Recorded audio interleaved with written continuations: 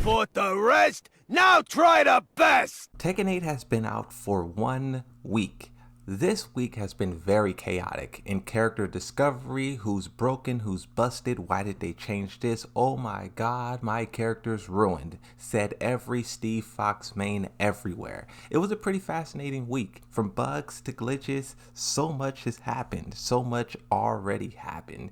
And here we have kind of a summary on the statistics side. Now this isn't official statistics, but it's still great statistics. It gives us a slice of what Tekken 8 is like, what's truly happening in the world of Tekken 8. Now, before we dive into that, first off, subscribe. Second off, to wrap up the whole Mokujin topic we discussed, I believe in yesterday's video, go back and watch it if you haven't seen it.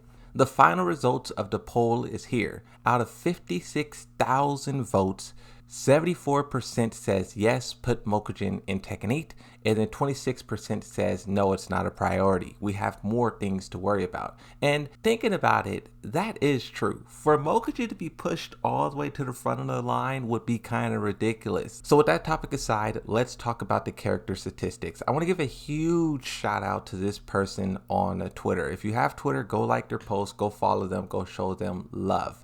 This person basically gathered all this information, and it's okay. So preference it. It's only Steam. I guess I'll just read it. It says character popularity infographic for Tekken 8, 1 week after the official release. Now this person also does the same thing for Street Fighter. They have a lot of statistics for Street Fighter. So this person like knows what they're doing, and they've been doing it for a long time. So I believe we can trust this data. It says these are numbers from Steam only, warrior rank and above. Due to the leaderboards cutting off at 10,000 players, this is the best as I can do. And I think that's fair, right? Warrior rank and above, even though there's probably a lot of people who hasn't played ranked or player match and whatever, we work with what we can get. The statistics itself is very interesting, and I do want to compare it to Tekken 7 and see which characters were top 10 at the end of Tekken 7's lifespan, which characters were the bottom 10 at the end of Tekken 7's lifespan, and then compare that to Tekken 8 and see how they're performing. A lot of nerfs, a lot of buffs, a lot of things change. A lot of characters are new. Some characters are considered old and washed up. Let's see how they transition into this new game, this new era. So first off, let's set a basis. Let's look at Tekken 8 and see where everyone falls. So first up, you have Reina, which is just dominating. 8.23% of players is playing her from ranked and above. That is massive, bro. That's almost 10%. Out of nowhere comes the character Dragunov, 6.93%, basically a 7. I've been hearing a lot of things, seeing a lot of things. This character is really cool. His statistics is always high, but never this high. This guy and what he's capable of, I think, is bringing a lot of people in. And it's kind of strange, right? Dragunov is super popular right now. And me, on the other hand, I like Dragunov. I used to play him in 7, Tag 2. Like, I love the guy. But for some reason, I'm just not interested in playing him. I just play Yoshimitsu. I don't know. Dragunov, that's really cool that everyone else is still playing the character. I want to see what he does in tournaments. I think it's interesting that Jack and Dragunov are both powerful at the start of Tekken 8, because if you keep in mind what happened with 7, they also were powerful, and then within a year, Dragunov got thrown off a cliff and Jack was holding on with one hand. So this is just the start for these characters. We'll see how they progress throughout the year. You then have Sanchez. This guy is number 3. I'm honestly not surprised. He's really cool, a lot cooler than I thought. I would like to play him, but I'm just so stuck on the Yoshimitsu. But if I was to switch, it would either be him, Dragunov, or Jack 8. King, he's making a very strong 4th place. This guy's always in the top, so it's not really a surprise there. Then Jin and Kazuya, once again, no surprise. Brian Fury, no surprise. Dragunov, no surprise. Azuzina, it is kind of surprising that she's lower. Like, there's a lot of hype around this character, but then when people experienced her in the beta, I feel like everyone kind of got it out of their systems. People decided either they do like her or they don't like her, and a lot of people moved on to either their old characters or a new character. This character is kind of being outshined by Reina and Sanchez, but she's still really cool in my opinion. A lot of people still want to play this character. Do not discredit her at all. I believe this is 1, 2, 3, 4, 5, 6, 7, 8, 9. Yeah, so Harang makes up the 10th. That's top 10. Now Jun Kazama, she's 11th, right? I remember when the developer said that this character's underperforming. I wonder how they feel about her now. It's so funny. They said they were going to buff her and maybe that would lure people into play her. She's definitely one of the most powerful characters in the game. I see a lot of people saying that, but she still cannot tackle just true popularity. The characters above her just is like kind of on a different level. Paul Phoenix, 12. Yoshimitsu, very high. Very, very high. This guy Yoshimitsu is super popular right now. The overhaul he has with his moveset and also his gameplay, that combination, I was so wrong, bro. I was doubting them so hard. Why did they change this input? Why did they do that? They really I don't know if you guys feel the same about your character, but for my character, Yoshimitsu, I feel like they moved everything around and it all kind of ended up in the perfect place. And I can use so much more and do so much more that in Tekken 7 it was kind of a hassle. I'd be grabbing and slamming people, and in Tekken 7 I never used to do that because I feel when a move is too complicated to do, I simply won't do it because it's like a nuisance. But they made it easier, and not only easier, it makes more sense for the moves to have the inputs that they do. Steve Fox, this guy's kind of dropping. Lily and Asuka right next to each other, best friends until the end. Lars, Alyssa, Leo. Wow, Leo and Alyssa side by side. Who would have thunk? Feng Wei, this guy was really popular at the end of Tekken 7. When we compare it to Tekken 7, you'll see just how different it is. Claudio, also a little bit lower. Jack, and then Kuma, Zhao Yu, Nina, Raven and Master Raven, we'll talk about them in just a second.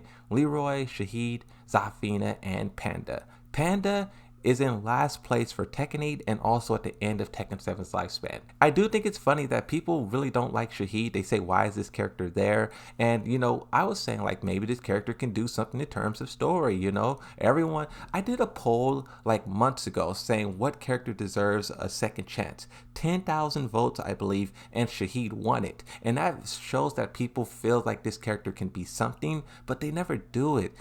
I complained so much about story because characters like him, he has potential to grow, but they don't tap into it. And as a result, he's bottom every single time. Okay, let's compare these statistics to Tekken 7. First, we'll start off with characters who were top 10 in Tekken 7 in both and Tekken 8. So the first row, Paul Phoenix, Armor King, Fakamon, Feng Wei, Leroy Smith, and Heihachi are in top 10 in Tekken 7, but not top 10 for Tekken 8. Now, obviously, Heihachi, Fakamon, and Armor King are not in the game, so we'll see what happens for them in the future. But Paul Phoenix, he's 12.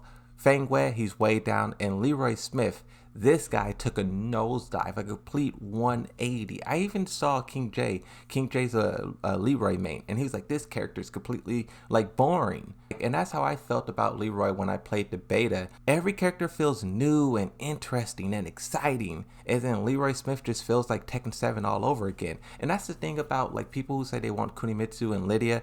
I understand, I get that, but I just wonder, did those characters come so late at Tekken 7's lifespan? If you add them in, will people feel like they're just Tekken 7 all over again and not be interested? Leroy Smith is interesting because his design was incredible, and that's what drew a lot of people in. And then the balancing, and it's all downhill. We'll talk about him later. So characters who are top 10 in both 7 and 8: Dragunov, Kazuya, Jin, Brian, and then Devil Jin. The characters who are only top 10 in Tekken 8 is Reina, Sanchez, King, Aquafina, Harang, and Jun Kazama. Well, actually, no. Jun Kazama was top 11, but I added her in just so she could be even with Heihachi. I like to have it even, so I just added her in there as well. But this is the characters who were top in past, previous, and then both. You can see how some characters maintain their consistency throughout. Let's talk about the characters who are the losers and consistently the losers. Now, something I do want to highlight about this part of it is that Tekken 7 had 51 characters, so being bottom 10 out of 51 characters is very different from being bottom 10 out of 32 characters. That's 22 characters that's missing. For a character like Claudio and Jack, I really don't think they should even be on here because like it's out of 30 characters and it's a complete difference. But I didn't want to mess up the numbers and touch on it, so I left them there. Now Eliza, Gonri, Raven, Akuma, Lee, Eddie, and Anna. This is the bottom 10 for Tekken 7, and characters who are also bottom 10 in Tekken 8 is Kuma, Anna's sister Anna, and then you have Zhao Yu and Panda. Panda being in last in both games is kind of ridiculous. Like at this point, I know I was arguing that the Bears isn't taking anyone's spot, and I still believe that. I still believe that Panda, if they removed her from the game, they would have simply had 31 characters on the roster. But at this point, you might as well just have 31 characters on the roster.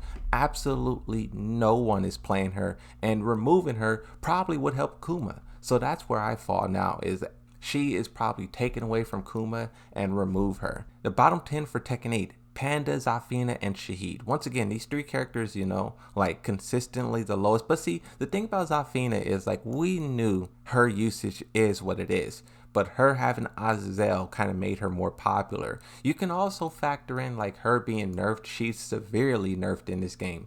The one thing that was really making her relevant is power. And that's the thing. That's the reason why, like, when you talk about DLC, pay to win DLC, you got to put like an asterisk next to it, because people play characters for power. When people say bring Kunimitsu back in or Lydia back in, how many people just want that character because they're powerful? Like, look at this. You have two characters, Leroy and Zafina, who were really powerful in the previous game, and that power is kind of gone. And look at where they're standing now without it. Pay to win DLC is a very interesting thing when you look at it over a long duration of time, because the truth is in it's obvious. Raven and Master Raven. People always say Raven is better than Master Raven and so on and so forth, but both of these characters are in the top 5 least popular characters in the whole game. I think I only faced 2 Ravens for this entire week, and it's kind of like, where is he? Once again, this is only Steam, this is only Warrior rank and above, but this just gives you a clear trajectory of what characters are playing and are interested in, because we know that pro players are all in ranks, and their influence is felt throughout the whole entire game. So I wouldn't be surprised if these numbers actually holds very true, especially with crossplay being enabled. Everyone is kind of mirroring each other and learning from each other, and this data, this information is probably really solid, right? See you in the next one. Like and subscribe, and bye-bye.